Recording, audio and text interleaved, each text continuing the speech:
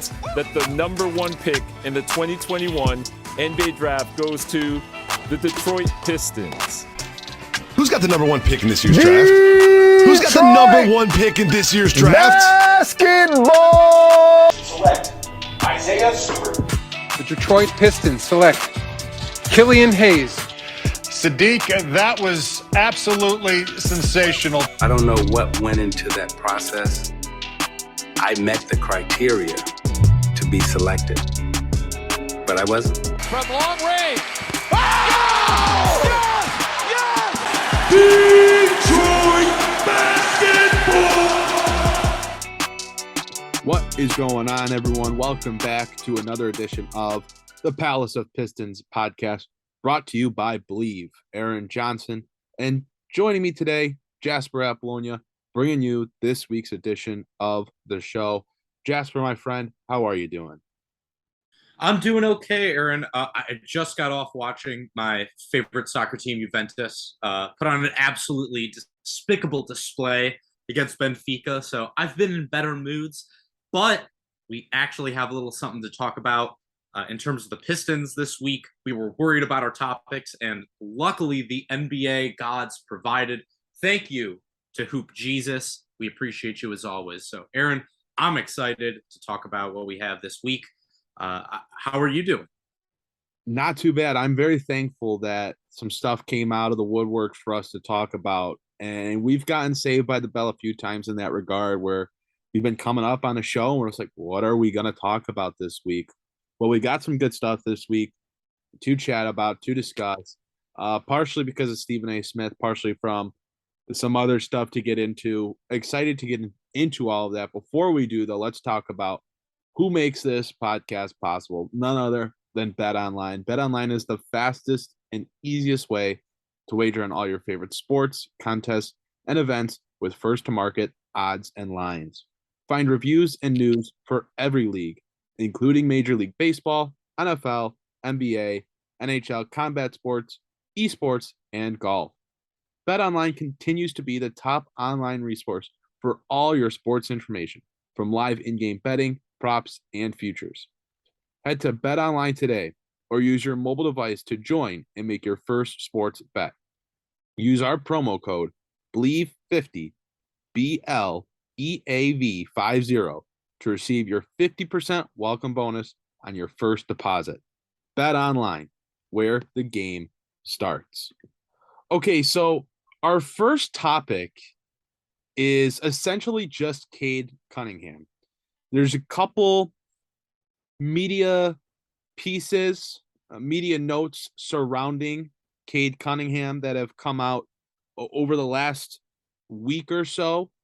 The first one that we'll start off with is Stephen A. Smith.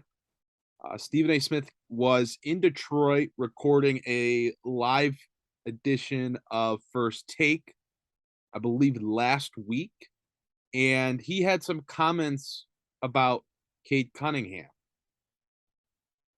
Stephen A. Smith said really what was in line with what he said back before the draft, when Cade Cunningham was drafted last year, that he was questioning his motor and he doesn't have a great motor. And Jasper, first off, I'm curious if Stephen A. Smith has actually ever watched the Detroit Pistons play basketball. But after Cade Cunningham's rookie season, do you agree with the question mark that Stephen A. Smith apparently has with Cade Cunningham's motor and drive when playing the game of basketball? No, I think it's ridiculous. And it's completely ridiculous that this is not just something that he's making up off the top of his head, but it's something that he's actually been consistent on, which is kind of a surprise when it comes to Stephen A. Smith in general, considering just last week he picked the Raiders to beat the Chargers, despite 30 seconds earlier saying the Chargers were going to score the most points of any team in the AFC West that game. Don't know how that was going to happen. It would have been the first NFL victory for a team that scored less points than their opponent. But when it comes to this, it's something that he's actually been kind of consistent on. And like you said, Aaron, it is something that he touched on even before the draft. You look at his comments then. I have them right here in front of me, albeit pared down slightly. He said when they looked at Cade Cunningham, they said there were times where he could be more aggressive. When you play at the collegiate level specifically, when you play 30 games a year and anybody questions your motor, that's a huge bad sign, because the belief is you're not making the money you make at the NBA level yet, and you're trying to prove it. Russell Westbrook is someone you got to idolize. You can't ever come across like there's a lack of energy.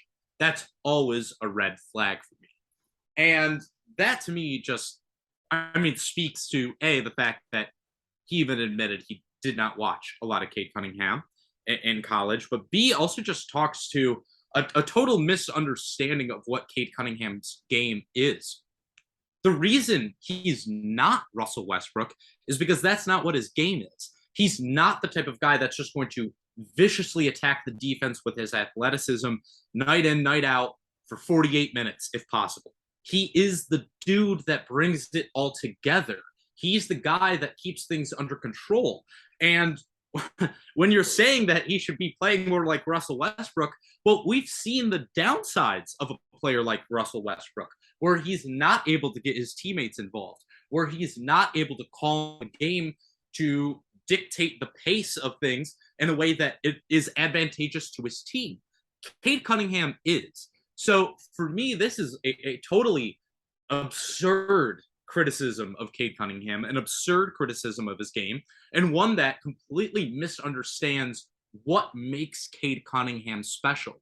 Saying that he's got to improve his shot, he's got to improve his motor, that to me just, it speaks to a complete lack of understanding, not only of the type of player Cade Cunningham is, but why you draft a player like him number 1 overall.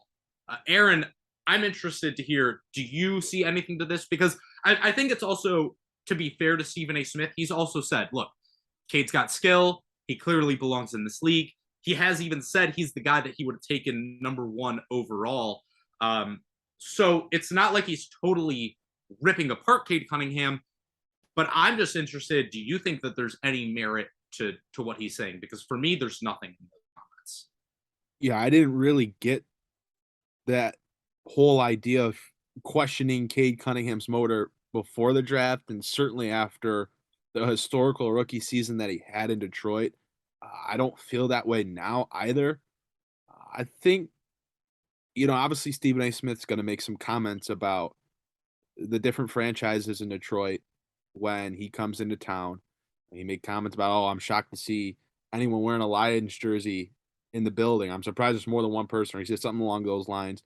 He said the Tigers suck. Like, obviously he's going to come into the town, which, by the way, he's not wrong about the Tigers. I will give him that. He's not wrong. He's not wrong about the Lions either. But hey, that's a different podcast.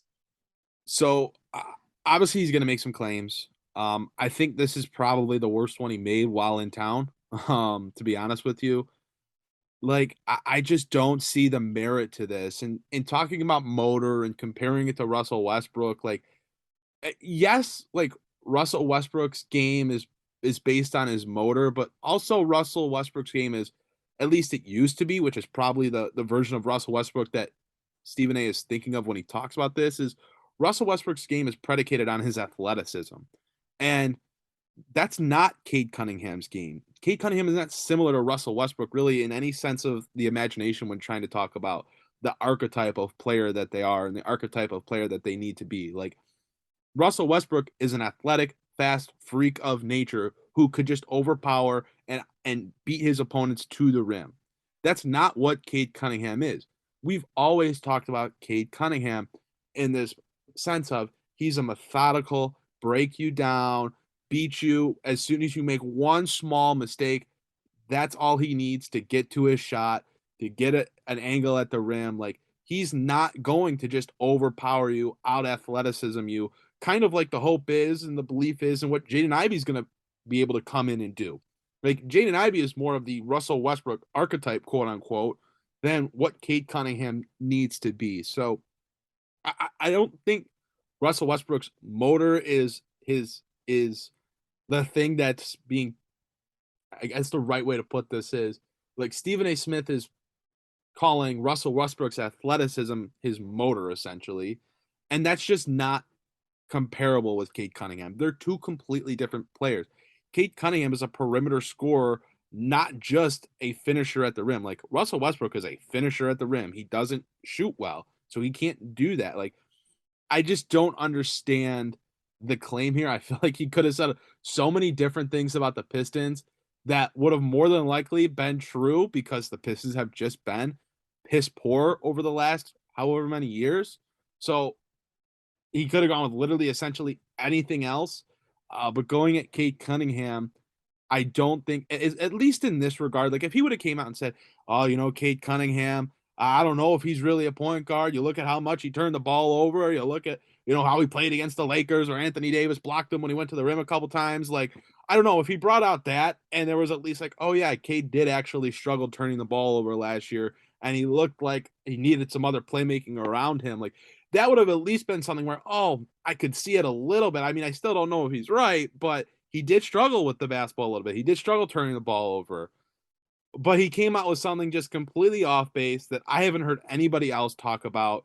When I think of someone questioning a player's motor, like, I think back to Andre Drummond's rookie year. Like, I think back to the early seasons of Andre Drummond's career where that was the talk around him. And I certainly don't get that vibe with Cade Cunningham whatsoever. So I didn't really get that whole shtick with Stephen A. Smith, but I think most of what he says is part of an act anyway. So I don't think it should rile anyone up. I know there were people upset about it on Twitter. I wouldn't get too upset about it. It's just Stephen A. Smith. He's in Detroit. He's trying to make headlines. Part of his act is riling up fan bases. That's what has made him such a famous person. You love to hate him. That is part of his game. So I'm not surprised that was a type of comment that he made. But Cade Cunningham is not just getting a little bit of lack of love from Stephen A. Smith. Perhaps he's getting it from NBA executives as well. Hoops Hype released a poll earlier today where they pulled 15 NBA executives and asked them to rank their top 5 players under 25 years old. They did this back in January, and then they did it again this off season. And they have a list of, I believe it's 10 players. Maybe I believe it's 12? 15 in total. 15. Okay, I can't count. It's all right. 13 guys. There's 13 spots, but 15 guys. Or actually, sorry, 13. And 4 of them tied with each other. So Cade Cunningham and Jalen Green tied, and then Trae Young and Darius Garland also tied. So Cade Cunningham and Jalen Green tied for 11th on the poll. Listed right ahead of them, tying for 9th, were Trae Young and Darius Garland. 8th was LaMelo Ball. 7th, Scotty Barnes. 6th was Zion Williamson. 5th was Anthony Edwards. Evan Mobley was ranked 4th. Number 3 was Ja Morant. Number 2 was Jason Tatum. And number 1 was Luka Doncic. So ranked 11th was Cade Cunningham, behind fellow rookies Evan Mobley and Scotty Barnes. What do you think about that? I don't even know how to phrase the question, because I'm honestly a little bit taken back by these results. No, same. This was pretty shocking to me. And look, the top 3, I'm not sure we're going to have any disagreement there, right? I think Ja Morant, Jason Tatum, Luka Doncic, these are all guys that have taken their teams to the top of their respective conferences. They've made deep playoff runs. They have made all NBA teams. I don't think there's going to be any disagreement from anyone on those top 3 players. But once you get to 4, things start getting a little bit goofy.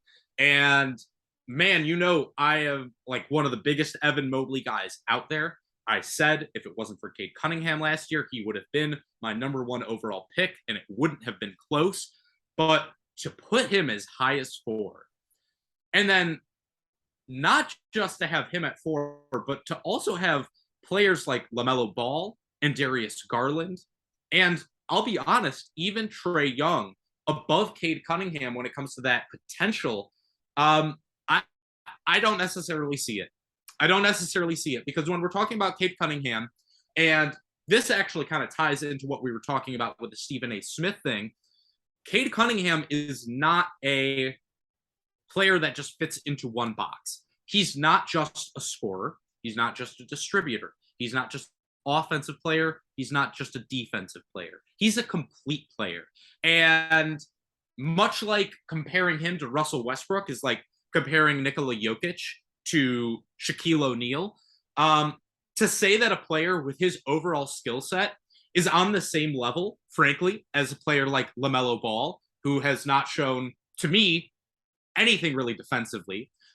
Somebody like Trae Young, who, again, has not come through in the playoffs. I know they made the conference finals a couple years ago, but he did not shoot well last year at all. And Darius Garland, a player who's much smaller than him and has not shown the same kind of scoring or defensive upside. To me, it doesn't make sense. This is just a guy that, frankly, has not just top 10 potential in the league, but probably top 5 potential.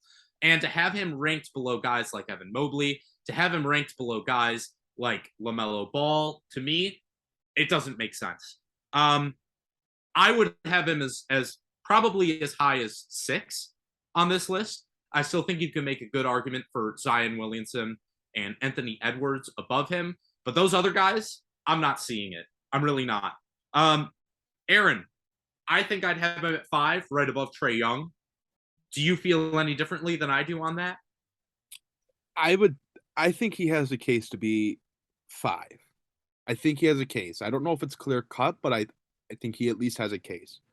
I think ranking Luka, Ja Morant, Jason Tatum, without a doubt, I would agree that they rank ahead of him. I would give the nod to Anthony Edwards as well. After that, I mean, we haven't seen Zion Williamson play basketball in how long? To be fair, like if Zion Williamson is healthy and he comes back and improves upon the way he looked in his rookie year, fine. But we're talking about a guy that didn't play basketball at all last season and has had injury concerns throughout his entire career so far. He's going into year 4, and we've seen him play, 80 games? This list, you get Evan Mobley at 4, ranked ahead of Anthony Edwards. You get Scotty Barnes at 7. Look, I think Cade Cunningham, and we are all in agreement. I know Mike, in the same way, is very much high on this entire group right there. That Scotty Barnes, Evan Mobley, Cade Cunningham, that rookie trio that seemingly is going to be compared with one another for the foreseeable future. I think Cade Cunningham deserves to be higher on the list than both Mobley and Barnes on an individual level. And I think we're looking at these guys, and yeah, they played good on playoff teams last year, but we're talking about building a team around a young player. They weren't the number 1 guy. They weren't the number 2 guy on their rosters last year. So how are you going to build your team around them over a guy like Cade Cunningham, who was the number 1 guy, had better statistics? I don't know. I think they're all close. Like, I'm not sitting here saying, oh my God, like Scotty Barnes doesn't deserve to be on this list. Evan Mobley doesn't deserve to be on this list. They do have a spot on this list. I think all 3 of them are phenomenal young players. I think that draft class is great. You have a guy like Franz Wagner who is killing it in Eurobasket right now. There's other players, Josh Giddey. I mean, the list goes on with that group. I think that rookie class is phenomenal, but I think Cade Cunningham is getting disrespected. I think when you look at the upside, he has higher upside than Darius Garland, than Trae Young. Like, at this point, like, Trae Young is always going to be a one-sided ball player because he is just a black hole defensively. I would have Cade Cunningham probably, as of now, ranked 6th on this list.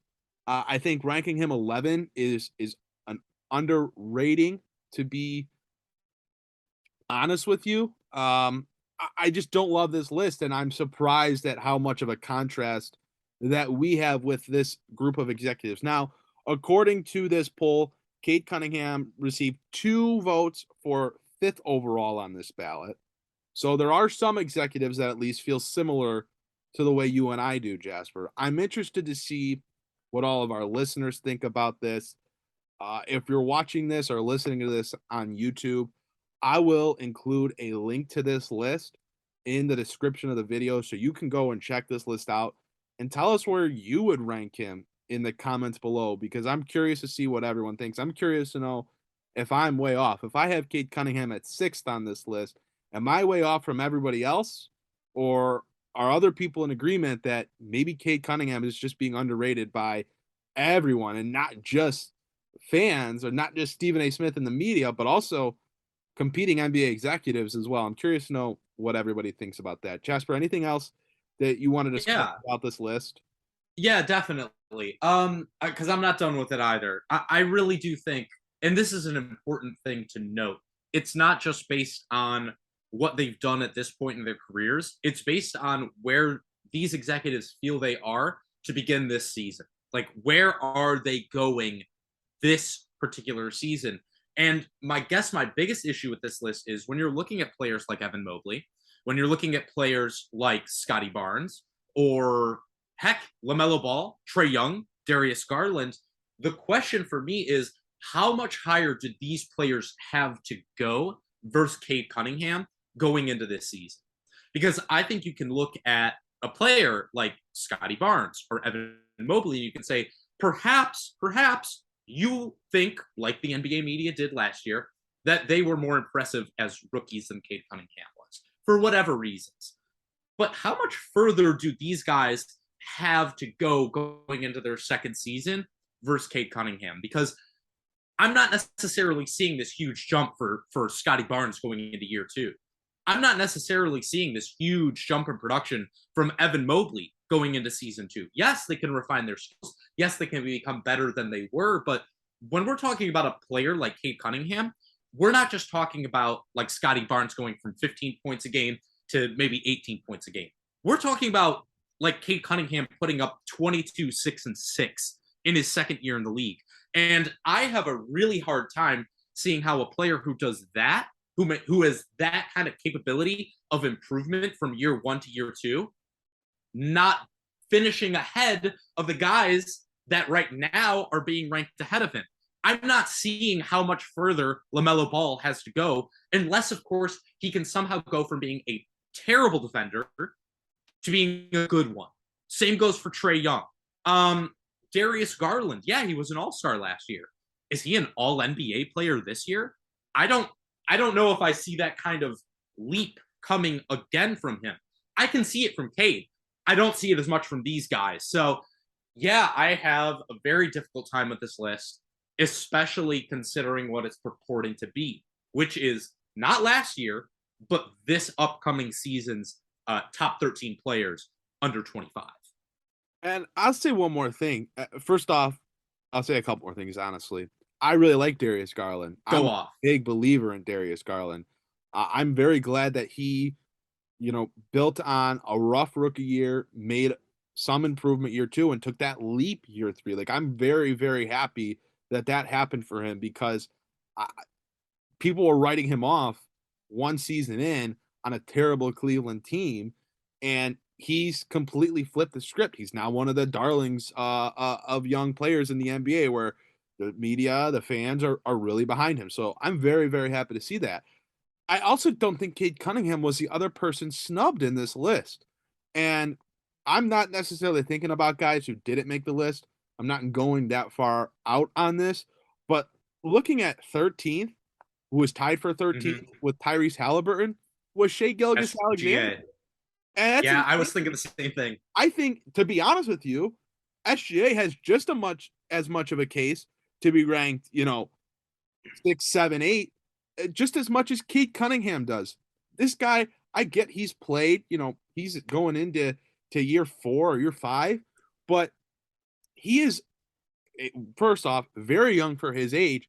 2, he has been absolutely phenomenal, and it's not his fault that the Oklahoma City Thunder have decided to make his injuries, essentially season ending, because they're trying to tank and they didn't want to bring him back because he was helping them win ball games. Like, this guy is absolutely phenomenal. He's, in my opinion, he's better than Trae Young. He's better than Darius Garland.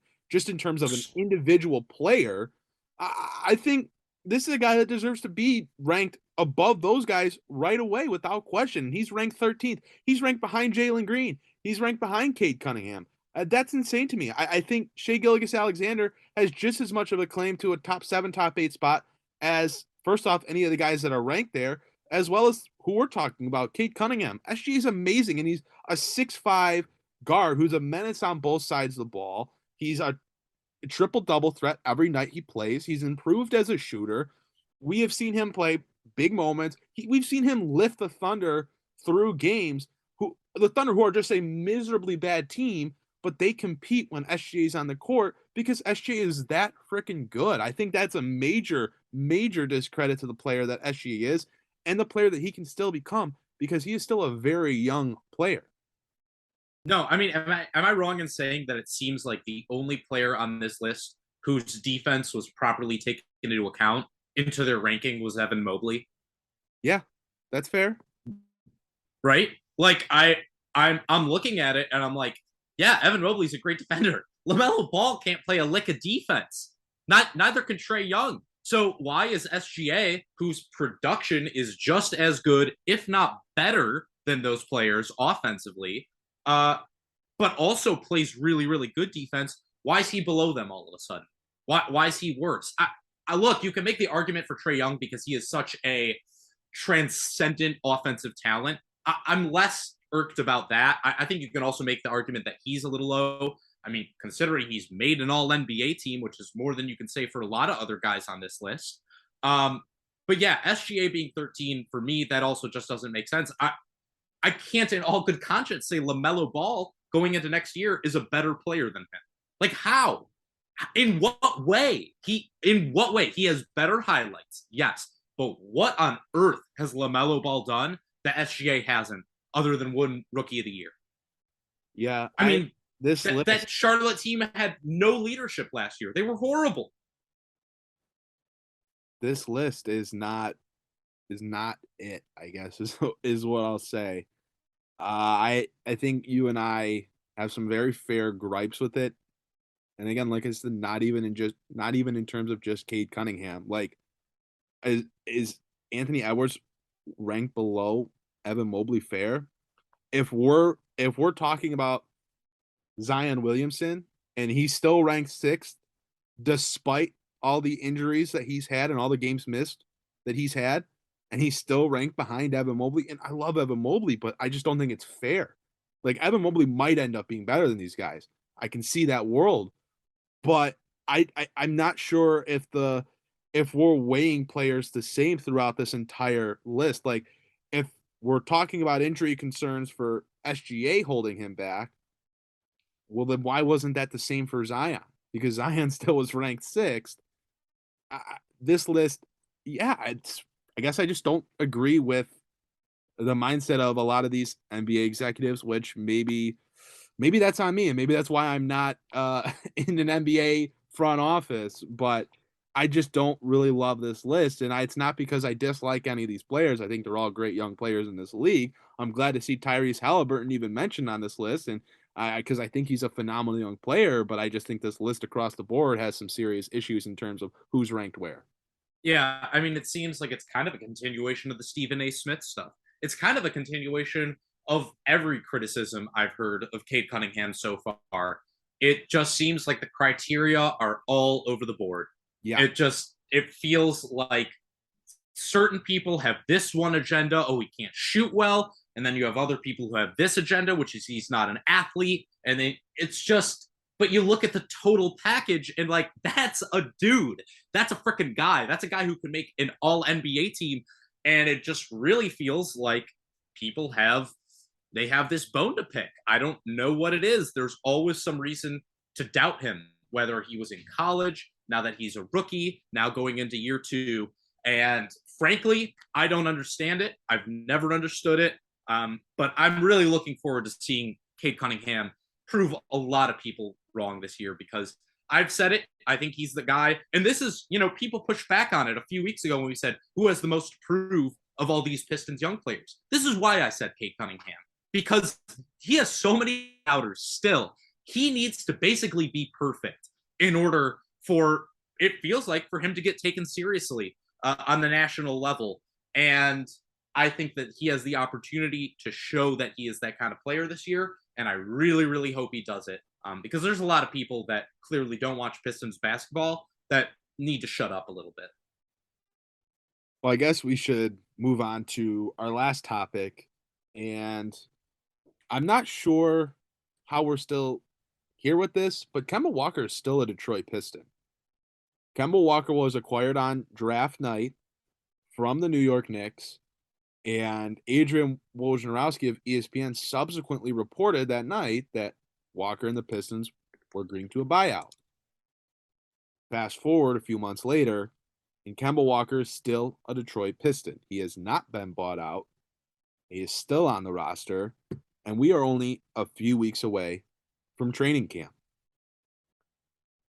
James Edwards III of The Athletic did some speculation. This is not a report from him, but this is something that he laid out in a piece on The Athletic as to reasoning as to why Walker may still be a part of the Pistons roster. Edwards went into detail saying that it could potentially be a case in which Walker was planning to be bought out because there was an expectation that there were going to be suitors wanting to sign him, and that may no longer be the case. There aren't as many teams. There isn't a team. Who knows? That is just one line of thinking, that there were suitors, there's no longer suitors, and now Walker isn't going to take, a $2 million buyout when he's owed $9 million because he's not able to go sign another $2.5-3 million contract. So now he's waiting to get more buyout money from the Pistons, and obviously that puts Detroit in a little bit of a predicament. A franchise that already owes dead money to a multitude of players over the next multiple seasons. So the Pistons have a decision to make now. Do they buy out Walker for more money, create more dead cap space over the next handful of years, or do they just keep him on the roster? Essentially, I would imagine sacrifice a roster spot because I wouldn't imagine that he'd report to the team until either his contract ends, not because this isn't what ended up happening with John Wall, but doing what Houston did and keeping him away from the team, not playing him until they were able to move him off the roster, or in this case, Walker's contract ends after next season. I think this is an interesting situation right now that hasn't really been covered too much because it was reported he was bought out. Walker still hasn't been bought out. He hasn't signed to a new team, obviously, either. So this puts the Pistons in a bit of a predicament, Jasper. It certainly does, because as of right now, even if we're counting, even if we don't count Buddy Boeheim and Mike Potter, Pistons are at 17 players on their roster. And unless NBA rules have changed over the last 48 hours, I believe you're still only allowed to go into the season with 15 of those guys on your roster. So they're in a very interesting predicament right now. I don't really know how this is going to go because, let's be real. It's been, 3 months now almost? June 30th, the Pistons had reportedly agreed to a buyout with Kemba, and it just keeps on going. So I'm at the point right now where I'm wondering, if the Pistons aren't willing to buy him out for that much, could somebody else kind of be on the chopping block? Saben Lee is only making $1.7 million this year, Aaron. And I'm at the point where I'm starting to wonder if the Pistons, if they're not willing to eat it on Kemba's contract, if they're going to go ahead and say, fine, we'll keep you here as the third point guard, and Saben Lee is, best of luck with your future endeavors. That would be interesting because I'm not opposed to the Pistons having another veteran in the room. And I don't know if Saben Lee is a guy that's going to be in the NBA a year, 2 years from now. Heck, even without Kemba Walker, I think he's a guy that was on the bubble to make the roster this upcoming season. But you have training camp starting very, very soon. I mean, it's September now. It's about halfway through September. September 24th is when training camp starts.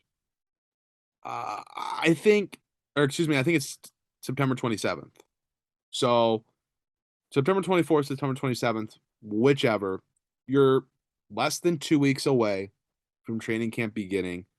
Which means you're about a month away from having to finalize your roster, cut down your roster for the irregular season to begin. And so that puts some pressure on Detroit to either A, we want to keep Saben Lee or whoever else on the roster. We have to buy out Kemba Walker at a higher price if we want to keep these guys, or we have to make that decision to cut whoever, and we're going to keep Kemba Walker, and we're either going to pay him to not be here, or we're going to see if he wants to play here. Who knows? I mean, do we know if Kemba Walker is still a contributing NBA player? I mean, he's had his chances, to be fair, and the Knicks didn't seem to think he was when they benched him last year. So, and the Knicks were terrible, and they didn't want him. So what does that tell you? I mean, look, it's unfortunate. Kemba Walker, his knees are just not there anymore. It's kind of like Blake Griffin in a sense. Like, Father Time is undefeated. He was a phenomenal player in his prime, but he's always had knee issues. He's always been a little injury prone. And he's just getting to that point in his career where he's just not that same player that he used to be, and he doesn't stay healthy long enough. So even if the Pistons did keep him around as a third, fourth guard, does it help them? Does that make sense for them? No, absolutely not. On court, it does nothing for him. I mean, I'm going to actually ask this. I can't believe I'm asking this. At this point in their respective careers, who would you rather have as your break in case of emergency point guard? Kemba Walker or Corey Joseph? Yeah, and it's obviously Corey Joseph, which is crazy. I know. I think it's kind of obvious too. As insane as that sounds, because I know Corey Joseph can at least hit threes. You know what I mean? Like, people are going to be so mad that we said that. I know. Here comes. We're going to get some people saying, "Oh, we're going to get some." I meant to say something in the podcast about this, but there are some people that think we're so negative, and there are some people on YouTube commenting about how we're very negative and this and that, and it's like, I don't think it's being negative. At least from my perspective, it's trying to be a little bit realistic about the situation. I think you and I were both very optimistic last year going into the season about the Pistons potentially being sneakily okay, and they were obviously one of the worst teams in the league. This year, we've kind of dialed back our expectations. I think we've taken a look at a bigger scope of the league and said, hey, look, the Pistons still got some ways to go. And people have misinterpreted that into thinking, we are super negative about the Pistons. We don't think that they have any good players, this and that. And this is one of those cases that I feel like people are going to feel the same thing. Like, oh, you guys are just trashing Kemba Walker. He's just because he's a Piston, this and that. No, like, we have the stats. We have the injury history. We have the film. Like, Kemba Walker just isn't that useful of an NBA player anymore, and that's unfortunate. But Corey Joseph, for as much as we griped about him, we were griping about him because we wanted to see these younger guys get an opportunity to play, like Killian Hayes. Or even Saben Lee. Yeah. Or even Saben Lee. And then we watched Saben Lee play, and we said, well, no, we're okay. It's not working. It's not working. That's why he was playing over Saben Lee for so long. Like, even if you don't love the player that Corey Joseph is, he's still a better player than some of the options that Detroit does have. And I think that includes Kemba Walker. So, yeah, for me, Corey Joseph belongs on this team 10 times over Kemba Walker. No disagreement for me. Kemba does nothing for me, really, in terms of how I'm trying to see this team progress. Think about it. He's a really ball-dominant guard. Even now, with his knee shot, he has to have the ball in his hands. And when you have a team with 3 young guards, I'm still going to count Killian Hayes in this discussion because he might have a future in this league. Kemba Walker does not. I just don't see the point of having him in this organization. Yeah, if it comes down to him and Saben Lee, so be it. by Saban. But if it's anything else, he's got to go. And the Pistons have to figure out a way to get this roster down to 15 spots by October 27th. So I don't think this is the last time we're going to talk about this. And I do think it's going to be very interesting to keep an eye on it, not necessarily as whose spot is Kemba Walker coming for, but in terms of, are the Pistons going to have to make a kind of a desperation trade? Are they going to have to try and overcommit a lot of money to this buyout more than they really want to in a way that could affect them going into next season? I just think it's a good situation for us to keep our eye on, because it was supposed to be taken care of 2 months ago, and it still has not been taken care of yet. So I'm very interested to see how this situation progresses. Other than that, on court, it should have no effect on this organization. And I believe we are all in agreement on that. Yeah, I don't think we'll see Kemba Walker on the court in a Pistons jersey, if that's what people are wondering. The Pistons have just over a month to figure this out. Rosters have to be set by 5 p.m. on October 17th for the 2022-23 season. So Troy Weaver and company have about a month to figure out what Kemba Walker's future looks like in or out of the NBA. Well, that is what we have planned for today's show. Jasper, do you have anything else you want to talk about before we wrap this up? Aaron, in fantasy football last week, my hubris got the better of me. I made my fantasy team name I'm Carrying the Podcast, and unfortunately, your players carried you to victory over me. So once again, a mea culpa from me. My hubris, my ego have gotten the better of me, and I beg your apologies as always. Yes, and I was going to try to be humble about this. I did see your name, and in the Palace of Pistons Fantasy Football League, I saw you change your team name to Carrying the Podcast, and it was certainly a motivating factor for my team as we went out and took ourselves to victory. It definitely felt good, reminded me, hey, I'm still in my prime. And look, I thought I was going to lose. Monday Night Football, Mike Evans had a hot start to the game. Dalton Schultz, nowhere to be found. I saw my lead dwindling, and I was a bit worried, but things reversed.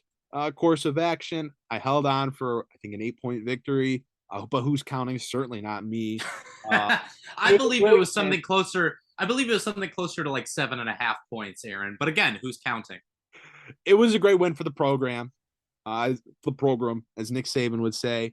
I'm happy about it. We're going on to week 2. I plan on winning the Palace of Pistons Fantasy Football League this year after finishing in last place last year. It was unacceptable. And I was so committed to the podcast last year that I took away my attention from fantasy football. I need to divert more attention to fantasy football, less attention to this podcast. So, hey, maybe you will have to start carrying the podcast a little bit more, because I have my eyes set on the Fantasy Football League Championship. That's right. You're focused on the most important thing, gambling. And I think that's a great moment for us to thank our sponsors, Bet Online and the Believe Podcast Network, for hosting us as always. Am I right? It certainly is. That is going to do it for today's show, guys. We'll hopefully have Mike Anguilano back next week, and we will see you next week for another edition of the Palace of Pistons podcast. Take care, everyone.